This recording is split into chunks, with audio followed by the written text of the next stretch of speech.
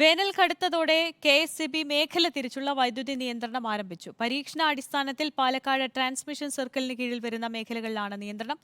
അതിനിടെ വൈദ്യുതി ഉപയോഗം കുറയ്ക്കാനുള്ള മാർഗനിർദ്ദേശങ്ങളും കെ.എസ്.ഇ.ബി പുറത്തിറക്കി. രാത്രി 7-നും അർദ്ധരാത്രി 1-നും ഇടയിൽ ഇടവിട്ടായിരിക്കും നിയന്ത്രണം ഏർപ്പെടുത്തുക. ആദ്യഘട്ടത്തിൽ പാലക്കാട് ട്രാൻസ്മിഷൻ സർക്കിളിന് കീഴിൽ വരുന്ന 15 സബ്സ്റ്റേഷനുകളിലാണ് നിയന്ത്രണം ഏർപ്പെടുത്തുന്നത്. മണ്ണാർക്കാട്, അലനല്ലൂർ, കൊപ്പം, ഷൊർണൂർ, ഒറ്റപ്പാലം, ആറങ്ങോട്ടുകര, പട്ടാമ്പി, കൂറ്റനാട്, പത്തിരിപ്പാല, കൊല്ലങ്കോട് തുടങ്ങിയ സബ്സ്റ്റേഷനുകളിലാണ് നിയന്ത്രണം.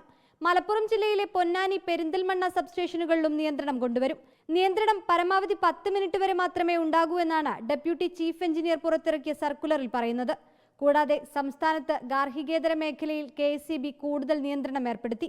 വൈദ്യുതി ഉപഭോഗം കുറയ്ക്കാനുള്ള മാർഗനിർദ്ദേശങ്ങളും പുറത്തിറക്കിയിട്ടുണ്ട്.